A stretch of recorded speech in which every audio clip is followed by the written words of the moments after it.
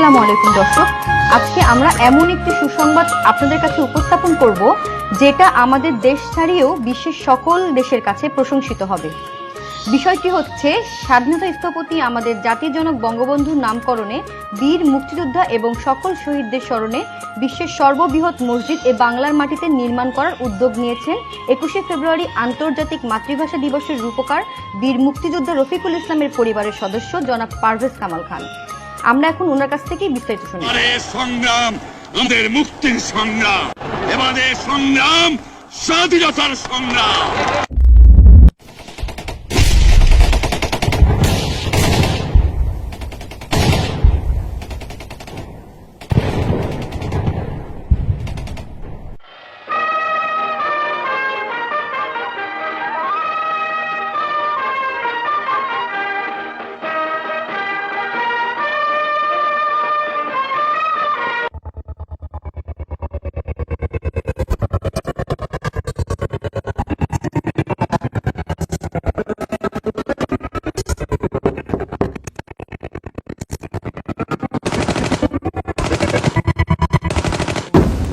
President Mujibur Rahman was shot to death in the presidential palace. The Bangladesh Prime Minister and two of his nephews. Allahu Akbar, Allahu Akbar. Parvez Kamal খান, আপনি বলুন যে আপনি কোন টপিকের কেমন ধরনের মসজিদ করতে চাচ্ছেন বাংলাদেশের জমিনে? মানে সংক্ষেপে যদি হয়, মানে আমাদের এই মসজিদটা ইনশাল্লাহ আমরা তো চাচ্ছি মাননীয় প্রধানমন্ত্রী মানে বঙ্গবন্ধুর দুই কন্যার নেতৃত্বে মসজিদটি হবে। আমাদের প্রস্তাবনাটা কিন্তু তাই। এটা যখন বাস্তবায়ন হবে আমাদের বাংলাদেশের 18 কোটি জনগণ ওরা তো মুগ্ধ হবেই, এবং এই মসজিদ পরিদর্শনের জন্য পুরো বিশ্ব থেকে, ওয়ার্ল্ডের বহু দেশ থেকে লক্ষ লক্ষ পর্যটক মুসল্লি আসবেন। ওরা এসে আমাদের এই স্থাপনা দেখে ওরা মুগ্ধ হয়ে যাবেন, স্তম্ভিত হবেন যে বাংলাদেশের জনগণ তাদের প্রিয় নেতার প্রতি সম্মান জ্ঞাপন করে বীর মুক্তিযোদ্ধা এবং শহীদদেরকে ভালোবেসে আল্লাহর বিশ্বমানের একটি পবিত্র ঘর, দৃষ্টিনন্দন পবিত্র ঘর নির্মাণ করেছেন জনগণের অর্থে। মাশাআল্লাহ, মাশাআল্লাহ, সুবহানাল্লাহ। প্রিয় দর্শক, আপনারা শুনতে পেলেন জনাব মোহাম্মদ পারভেজ কামাল খানের কাছ থেকে। আমরা এই মুহূর্তে আরও বিশিষ্ট ব্যক্তিবর্গের কাছে ও ইসলামিক ফাউন্ডেশনের গভর্নর জনাব হজরত মাওলানা কফিলউদ্দিন সাহেবের কাছ থেকেও আমরা জানবো। আপনারা আমাদের সাথেই থাকুন এবং সর্বশেষ পর্যন্ত দেখে আপনার সহি মন্তব্যটি আমাদের কমেন্ট বক্সে জানিয়ে দিন। বঙ্গবন্ধু শেখ মুজিবুর রহমানের নামে মসজিদ নির্মাণের উদ্যোগ নিলেন পারভেজ কামাল খান। আন্তর্জাতিক মাতৃভাষা দিবস রূপরেখা বীর মুক্তিযোদ্ধা পরিবারের একজন সদস্য তিনি পারভেজ কামাল খান। তিনি বলেন, একান্ত ব্যক্তিগত অনুভূতি থেকে এই উদ্যোগ নিয়েছে। আজ তারই উপর ধানমন্ডি 32-এ এক মানববন্ধনের আয়োজন করা হয়। অনুষ্ঠানে উপস্থিত ছিলেন উদ্যোক্তা পারভেজ কামাল খান। বিশ্ব দরবারে মাথা উঁচু করে দাঁড়াবে একটি অনিন্দ সুন্দর আল্লাহর পবিত্র ঘর, যার নাম হবে বঙ্গবন্ধু শেখ মুজিবুর রহমান জামে মসজিদ।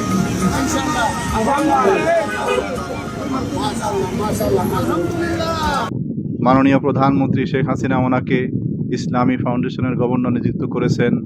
যাদের রক্তের বিনিময় আমরা পেয়েছি, ঠিক 71-এর মুক্তিযোদ্ধা পরিবারের একজন সন্তান জনাব পারভেজ কামাল খান সাহেব, তার মনের যে উচ্ছ্বাস এবং তার যে আল্লাহ পাক রব্বুল আলামিনের দরবারে তার যে একটি গভীর মনের গহীন থেকে উঠে আসা নিয়াত এবং এখলাস, যে তিনি এই বাংলাদেশের রাজধানী ঢাকা শহরের মধ্যে জাতির পিতা, হাজার বছরের শ্রেষ্ঠ বাঙালি বঙ্গবন্ধু শেখ মুজিবুর রহমানের স্মৃতি রক্ষার্থে তার নামে বঙ্গবন্ধু শেখ মুজিবুর রহমান গ্রান্ড মসজিদ, বিশ্বমানের একটি গ্রান্ড মসজিদ করার তিনি নিয়ত করেছেন।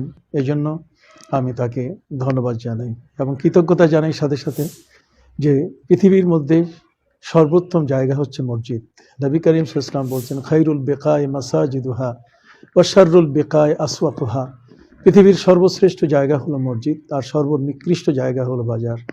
কাজেই আমাদের পারভেজ কামাল খান সাহেব তিনি পৃথিবীর সর্বোচ্চ সর্বশ্রেষ্ঠ একটি জায়গা তিনি আল্লাহর রাহে নিজের অর্থ সম্পদ এবং নিজের পরিবার এবং এর সাথে বঙ্গবন্ধুর সাথে তার চিন্তা চেতনার সাথে যাদের ভালোবাসা এবং সম্পর্ক রয়েছে, ঠিক এমন মানুষগুলো একত্রিত হয়ে বিশ্বমানের একটি বঙ্গবন্ধু শেখ মুজিবুর রহমান গ্র্যান্ড মসজিদ বাংলাদেশের জমিনে, বিশেষ করে ঢাকার রাজধানী শহরে প্রতিষ্ঠিত হবে।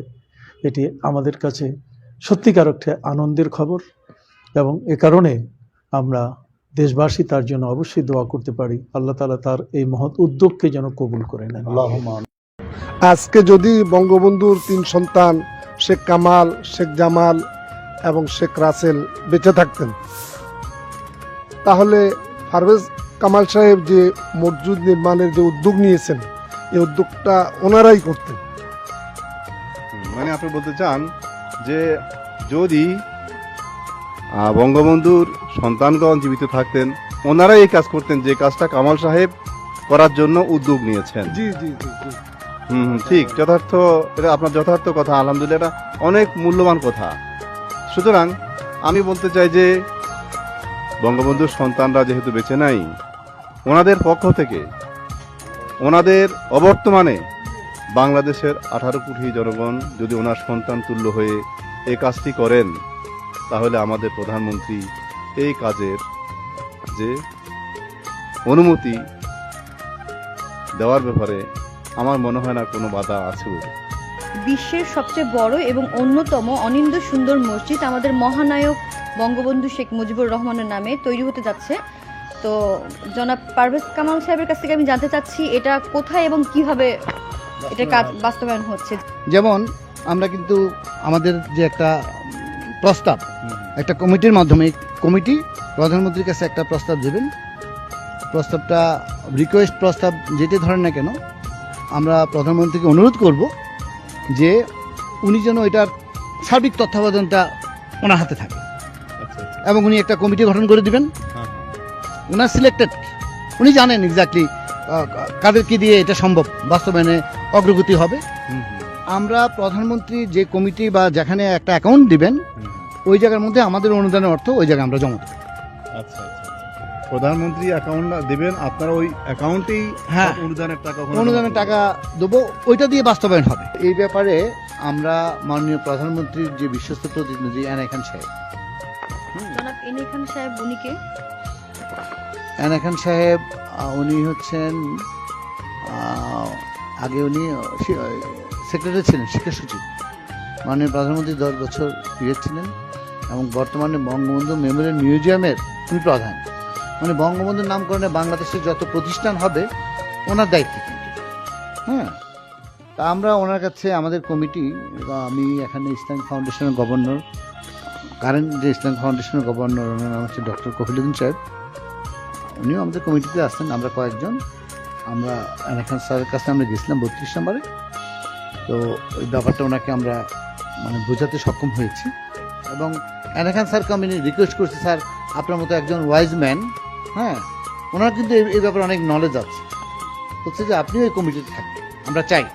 তারপরে আমাদেরকে উনি বলছে ঠিক আছে, আপনার একটা ওই ক্যাটাগরি একটা ডিজাইন করেন, ডিজাইন করে তারপরে ডিটেলস জানিয়ে আসেন, আমরা প্রধানমন্ত্রীর সাথে আপনাদের সামনে আমরা বসার সুযোগ করে দেবো। বিশ্বমানের মসজিদ যেহেতু, এটা তো যাকে তাকে দিয়ে করানো যায় না, তো এটা কাকে দায়িত্ব দিচ্ছেন এটা ডিজাইন তৈরি করার জন্য? আচ্ছা, অবশ্যই উনি আমাদের দেশের একজন অ্যাসেট, স্থপতি হাবিব ইকবাল হচ্ছেন নগর পরিকল্পনাবিদ, আপনার নাম শুনছেন, এবং উনি বঙ্গবন্ধু মেমোরিয়াল মিউজিয়ামে এবং বঙ্গবন্ধু জাদুঘরটাও ওনারই আর্কিটেক্ট, হাতিরঝিল প্রকল্প আর বহু কিছু ওনার দ্বারাই হয়েছে। কতটুকু জায়গা পাচ্ছেন আপনারা মসজিদের জন্য? হ্যাঁ, ওইটাতে আপাতত 20 বিঘার মতো আছে, লেকের পাশে 20 বিঘার মতো আছে। তা আমরা 60 বিঘা চেয়েছিলাম, কারণ এটা বিশ্বের সবচেয়ে বড় মসজিদ, লক্ষ লক্ষ পর্যটক দেশ বিদেশ থেকে আসবে। হ্যাঁ, সামনে যে গার্ডেন যেটা, ওইটাই চাচ্ছি 15 বিঘার মধ্যে গার্ডেন হোক, সামনে অন্য জায়গা আছে। তো রাজুকে আমরা ওদের সাথে যখন আলাপ করলাম, বলে মাননীয় প্রধানমন্ত্রী যদি এটা অ্যাকসেপ্ট করেন, সামনের যে জায়গাগুলো যেগুলো আছেন যদি বলেন, আমরা ওইভাবে ওরাও আমাদেরকে হেল্প করবে। বঙ্গবন্ধু, তার পরিবার, সকল শহীদদের স্মরণে সম্মানে তাদের আত্মার মাগফিরাত কামনার্থে বিশ্ব দরবারে মাথা উঁচু করে দাঁড়াবে বিশ্ববরণ্য সুবিখ্যাত অনন্ত সুন্দর আল্লাহর পবিত্র ঘর বঙ্গবন্ধু শেখ মুজিবুর রহমান জামে মসজিদ। মাশাল্লাহ মাশাল্লাহ।